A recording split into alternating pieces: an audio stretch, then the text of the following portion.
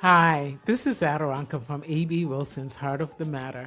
I recently celebrated the 100th episode of the podcast, and honestly, I'm still trying to take it all in.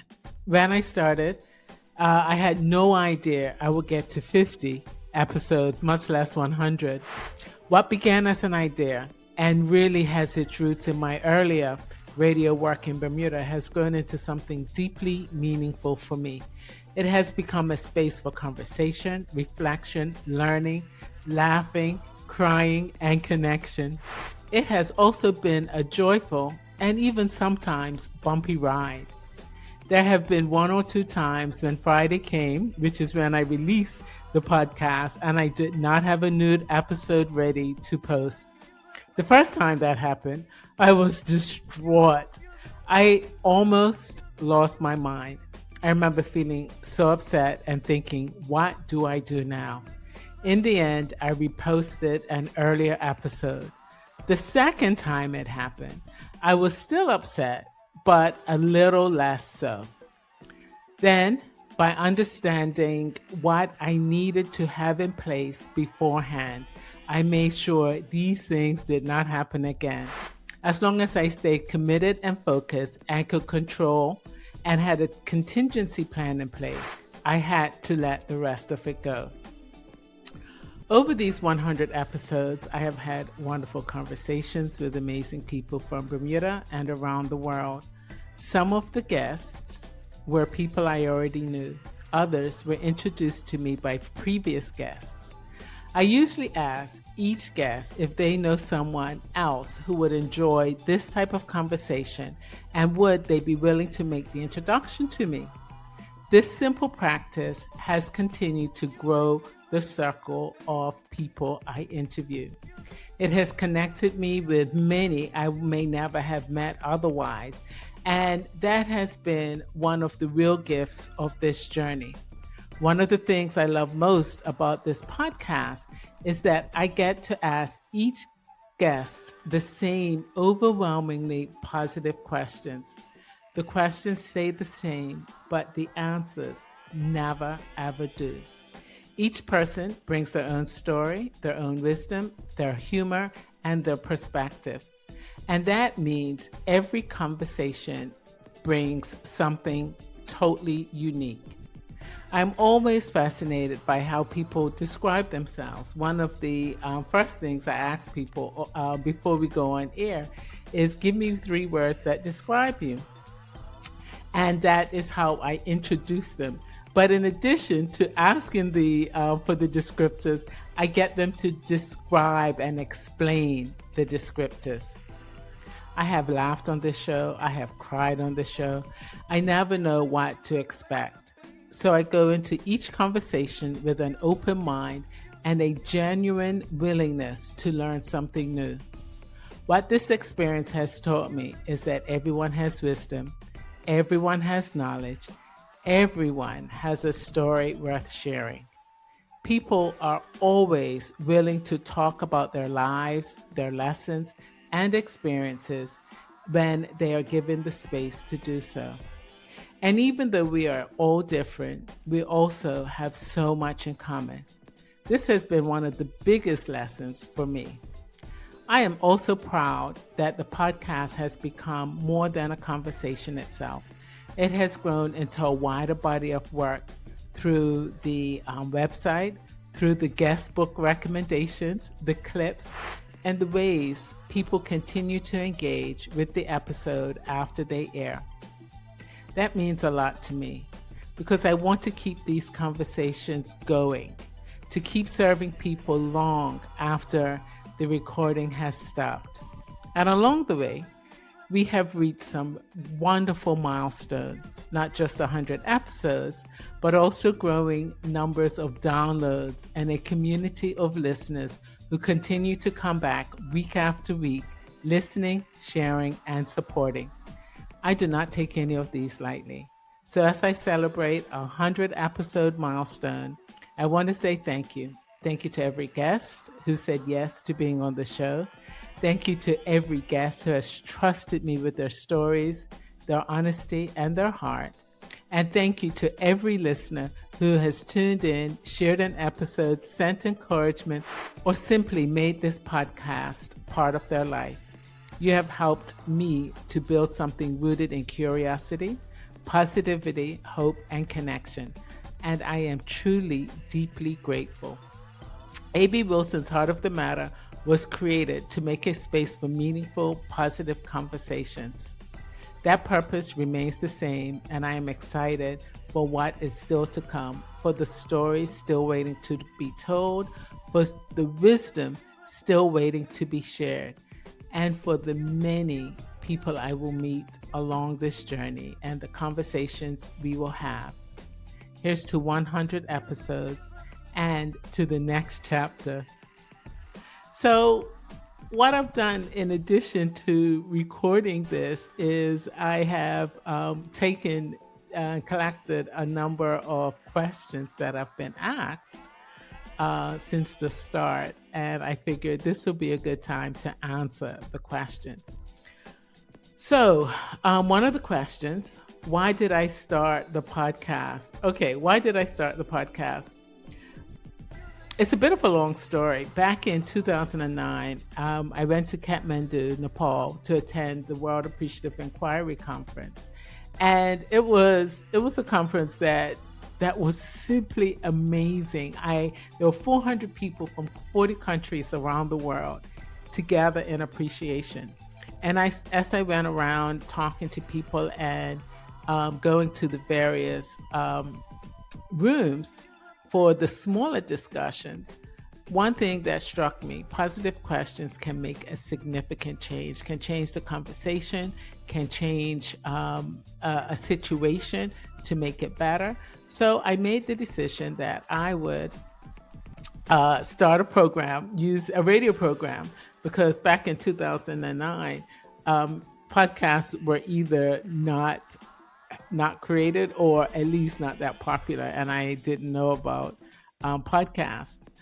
And so I said, let me start a radio show. So I got funding, I developed my questions, I got a host, and I bought airtime. And I just started. And there were 5 questions, if I remember at the time.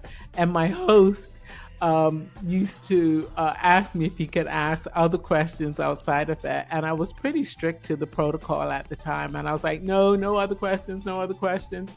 And so the stories themselves were nevertheless no less wonderful. We met some wonderful, amazing people, mainly in Bermuda, right? Because I didn't have the means, I don't think, to be able to record a show for somebody who was not in Bermuda. So we went to them, or they came to us, and we interviewed them in person. And so that's how and why I started the podcast.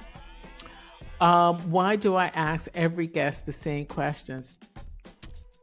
Curious, right? Mainly out of curiosity, because I want to know how people will answer the questions. And I think if you ask the same questions, you get different answers based on the person that you're asking. And that's what drives me, because after 100 episodes, no 2 people are the same that I've interviewed. No 2 answers are the same. No 2 stories are the same. The stories have, many stories have common threads, but people in their sharing look at their life experiences. And I have yet to meet 2 people who have the same life experiences. What has surprised me the most? That's a great question. What has surprised me the most?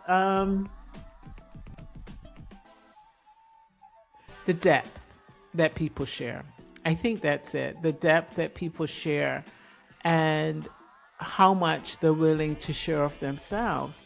Things that I wouldn't expect somebody to necessarily share with somebody they don't know, even somebody that they know a little, in some cases, that people are willing to share if given the time and an opportunity to answer the question or be asked the question in the first place, and then time and opportunity to share.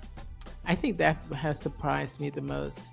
And that people say yes, right? Because I'll have no show if people didn't say yes. So I think that in some way has also surprised me. People just saying yes. Don't get me wrong. There have been people who have said no because they're, for whatever reason, they have said no. But far more people have said yes. So if I say of the 100 or so people that I've asked, maybe 6 or 7 have said no. And so the vast majority of people who I have interviewed have shown up and willingly and openly answered the questions. And I think it helps that they get the questions ahead of time.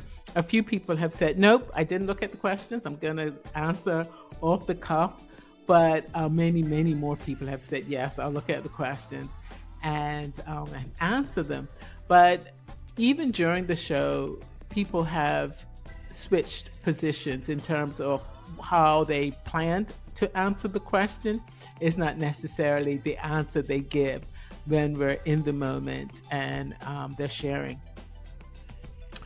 What has the podcast taught me about people? I think one of the things is I always want to say me too, right? And that comes from a place of having similar experiences to the person that I'm talking to, or absolutely understanding their perspective. And I always think it gets tedious if somebody's listened to 3 or 4 or 5 episodes back to back, and I'm saying, oh yeah, me too, oh yeah, me too. And that will get on my nerves. So I just tend to keep quiet, right? And so I don't necessarily say, yes, I've had a similar experience, but I would delve a little deeper into that experience. And so that is what the podcast has taught me, that if I can say I've had a similar experience, I honestly feel others have had similar experiences or a similar perspective. And that is what I love about the show. The number of people who have come back to me, who have listened to a particular episode and said, Adoranka, this resonated with me. This person said this and I totally understood it. Or they gave me a new perspective or gave me something to think about in a different way. So that's what I think the podcast has taught me about people, that people are similar yet different. Did I need the podcast to teach me that? Probably. Although I may have known it, but it makes real the fact that we have so much in common and we may never have even met the person before. In my case, when I'm doing a podcast, I may never have met the person and I may never talk to them again, right? But I have this opportunity, this time, this moment to have this conversation.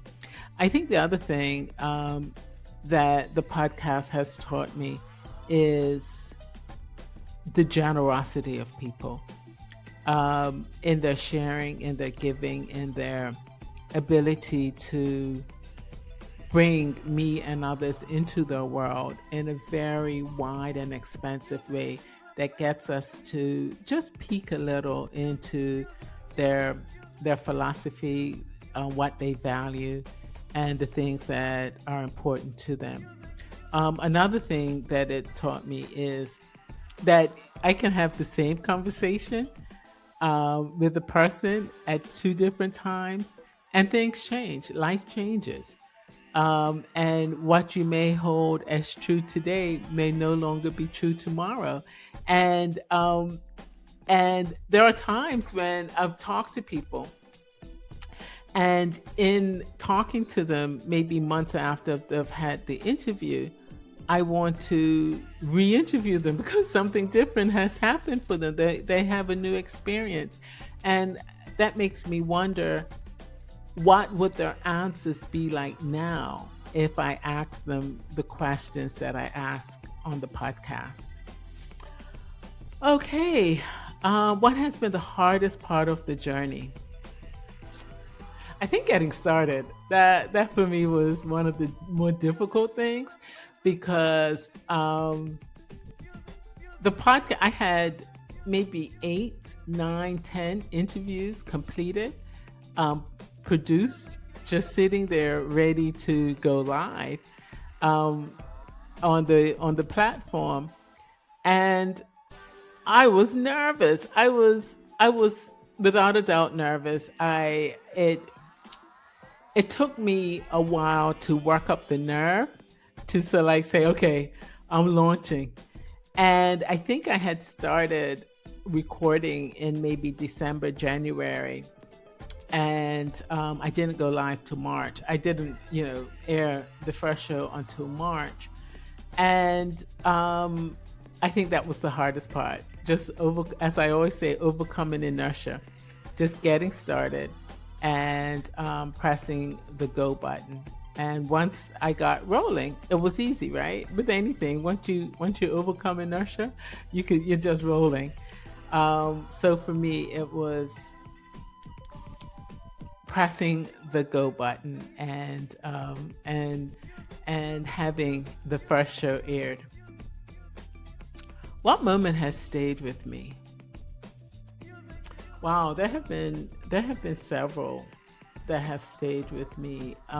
One interview I did with a lady from Bermuda. Her name's Carla, and she talked about my mom right at the very end of the show, right at the very end of our conversation, and I didn't expect it, and that brought me to tears because my mom passed in on February 24th, 2017.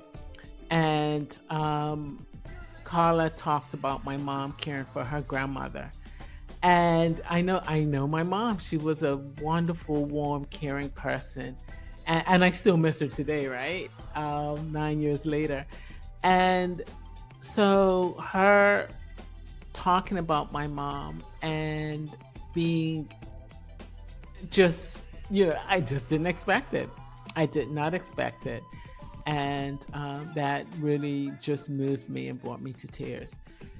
Another moment that has stayed with me was talking with a love guru, Charmaine.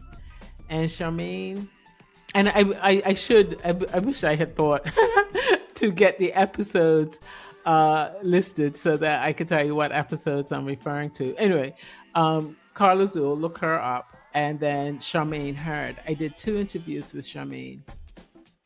The first one was going along, and then we talked about grief, and the grief as a young widow losing a husband. And that was a very unexpected conversation. And we talked about grief. And I made the decision that after that conversation, that I would leave it, that I wouldn't continue with the interview, but I wanted to leave that as a package for anybody that needed it, anybody that needed to hear the words of 2 women who had faced grief. However, it showed up in our lives. And I wanted the episode to stand alone. And so a few weeks later, Charmaine and I redid the interview as such, and we went through with the questions as I would for any other interview. But that moment has stood out for me. And I've listened to that show several times, to be honest. Because I really feel there's a lot of guidance and wisdom and just acknowledgement for anybody who is going through grief of losing a spouse. There, I feel, are words of comfort that hopefully will support them on their grief journey. What have I learned about myself as a host? That I could do it, right? That I can do this, that I could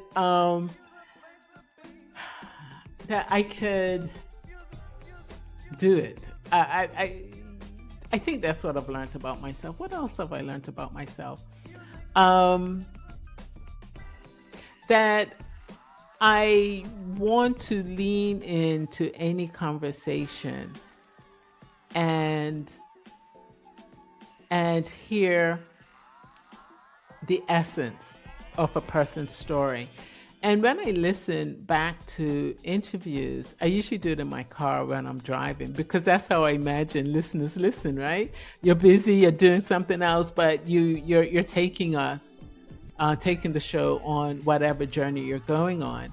And there may be other things happening, like driving, but you get to hear stories in an environment that allows you time to listen.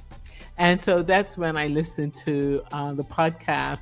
And sometimes I think to myself, well, how did I get that nugget from that conversation?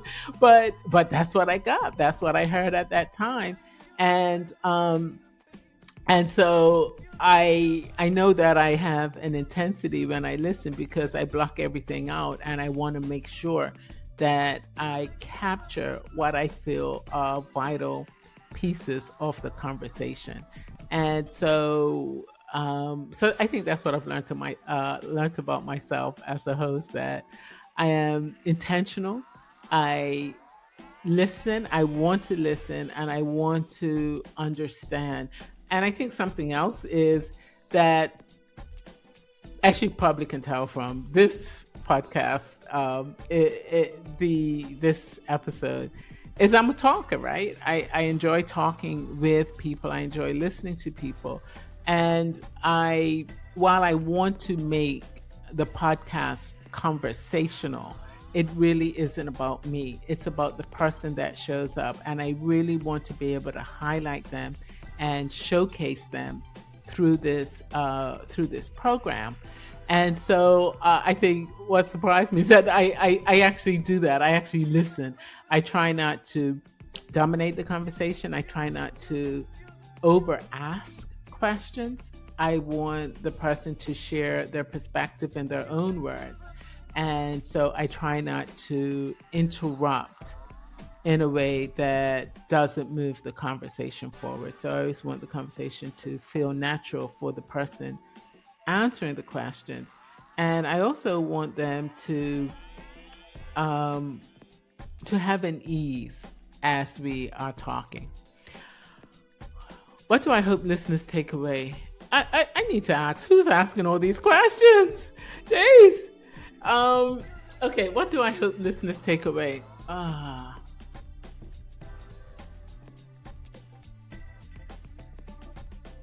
I hope listeners are able to see themselves in my guests. I hope they're able to learn something new. I hope they are inspired to share the podcast with others because they heard something that was different or intriguing or educational, and that they want to share it with others. So my hope is that as they are listening, they are filing information away to share with others, or just to share with themselves in a way that allows them to reflect and maybe see the world slightly differently, see the world through somebody else's eyes as they share their hopes, dreams, aspirations, as they share their successes, as they share things that others don't know about them, that they, the listener, get to know and hear. What does the 100th episode mean to me?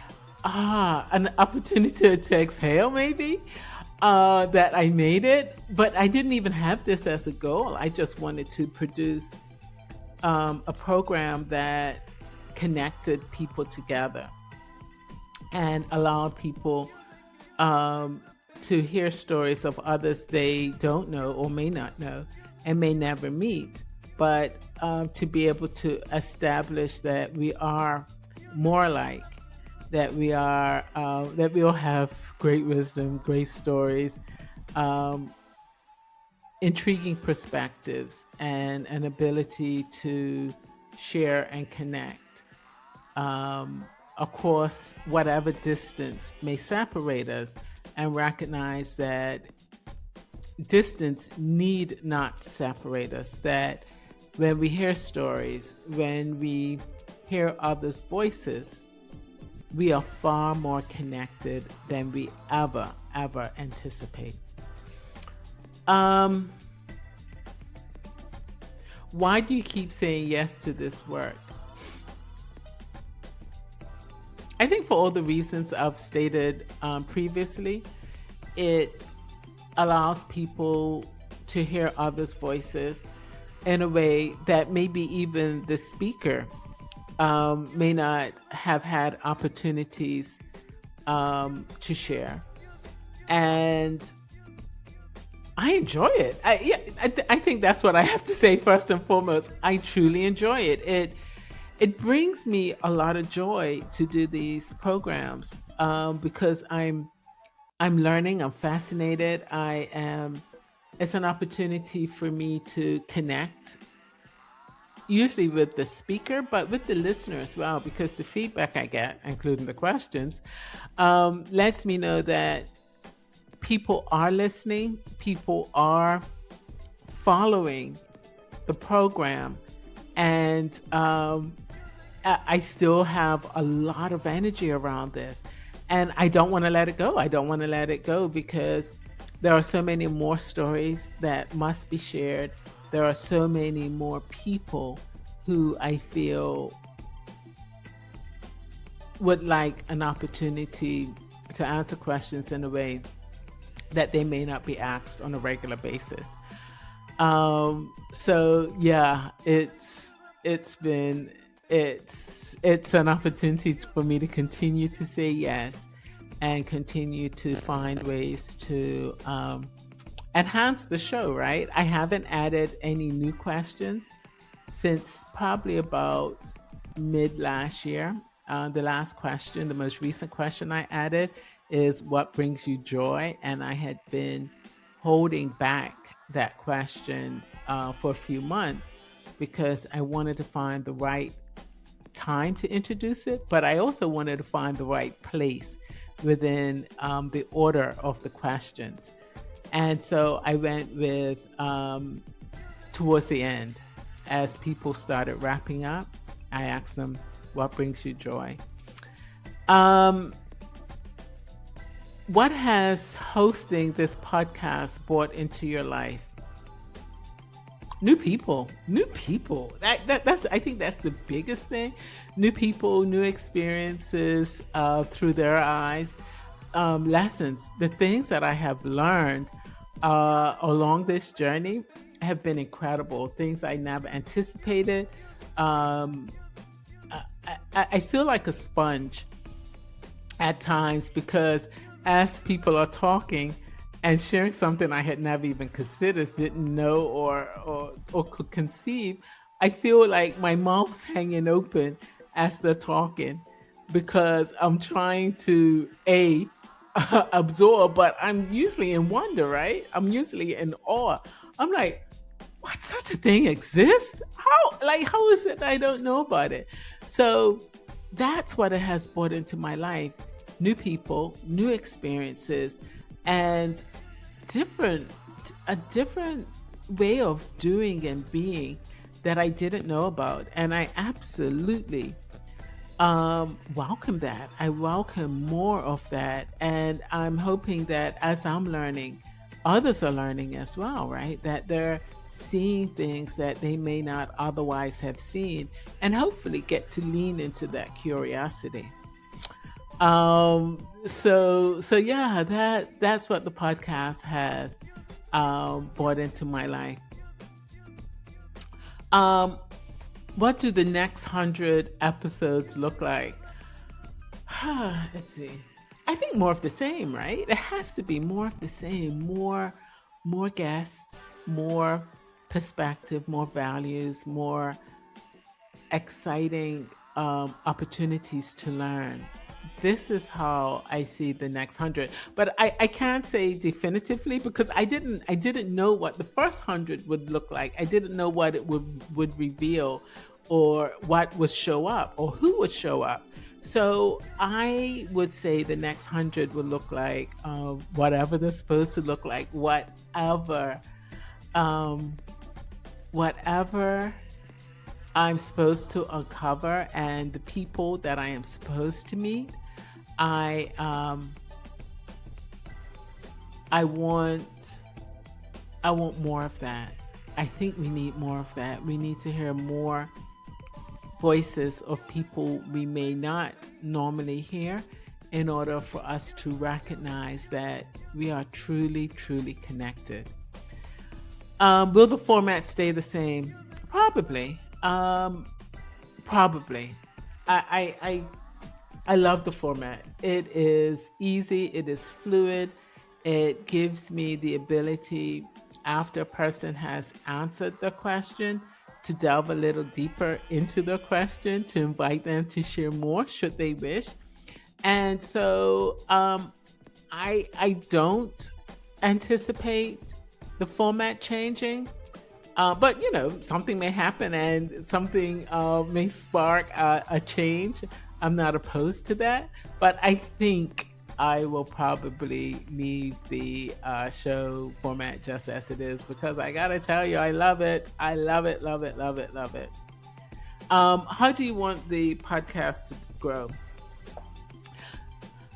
I know there's all sorts of rules around, not rules, but there are all sorts of ways to get the podcast to grow. Every so often I get messages from people who are marketing people saying, I can get you 1,000 listeners, I can get you this, that, and the other.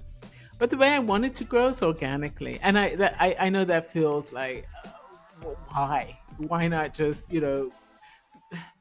why not just pay somebody to grow it? I have a strong sense that it's going to reach a tipping point. And I want people to find it through friends, through families, through the people that I've already interviewed, people that I plan to interview. I want it to grow organically. And while that may be optimistically naive of me, I probably will have to develop a growth strategy. But right now, I love seeing the numbers increase weekly on the number of listeners who have found the show, the number of listeners in different parts of the world who are clearly sharing it with others and returning week after week. Those numbers mean something to me, that those are people who are touched by the stories that are shared. Those are people who want to be able to listen fully to what somebody else is sharing. And so my view for the show is that while we'll continue to grow, I'm happy for it to be organic until such a time that we will try something different. But now I love the numbers that I'm seeing, and they're growing regularly, and I want that to continue to happen. People who want to connect with the show and find the nuggets in the stories. I want that to continue to expand. Okay, one last question. Let's see.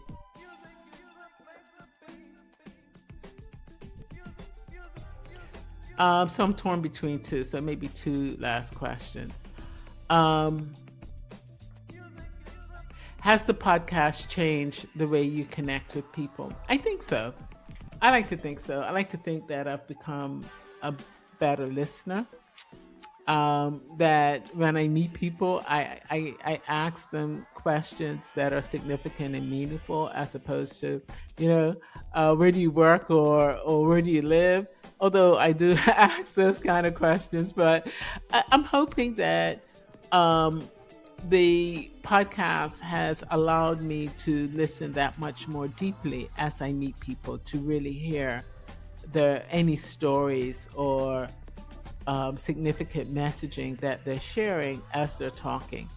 And so I want to continue to do more of that when I meet people, to be able to truly ask important questions or meaningful questions in a way that allows them to share as much as they wish to share on a first, second, or third encounter that I may have with them. So I'm really hoping that I'm a better listener as a result of this podcast. All right, my final question. What's next? I don't know. Okay, let me say this. I'm going to do a quick plug for my women's retreat, which is taking place November 6th, 7th, and 8th in Bermuda. November 2026. So if you're listening after that, the event has passed. But if you're listening before, it's coming up. So that's what's next. I want to take what I learned from my women's retreat, which I hosted with two friends in 2025, and grow it. Give people opportunities, particularly women, opportunities to come together to connect in really meaningful and significant ways, to explore topics together that will help us to flourish, that will help us to thrive, and to recognize that while we're living in times of uncertainty, that we can find people who are looking for joy within themselves, who are looking for connections that are meaningful, who are looking for conversations that take us beyond who are you and what do you do to how are you and how are you doing what you are doing. Share your successes with me. And so that is what I feel is next. Also another 100 another 100 shows, another 100 weeks of being able to share people's stories in an elegant, respectful, and meaningful way, which is what I feel the show allows us to do. So thank you. Okay, so first of all, thank you for the questions. And as I said, when I was being interviewed for the podcast, these questions are hard. So thank you. Thank you for listening. Thank you for being a part of this journey. I always say it, but I truly don't take it for granted. I truly appreciate each and every listen, each and every share, each and every guest who says yes, and each story that is surfaced during our discussions, during our moments of learning. And actually, going back to the question, why do I ask every guest the same question? Because I really see aha moments for people as we're talking. And that brings a special joy for me to know that I've helped somebody in a small way to see something clearer, to think about something maybe a little clearer, or just to share in a way that is meaningful for them. So, okay, I think I'm done. Thank you for listening to ABWilson's Heart of the Matter, a podcast that uses overwhelmingly positive questions to learn about our guests. I truly appreciate you being part of this journey.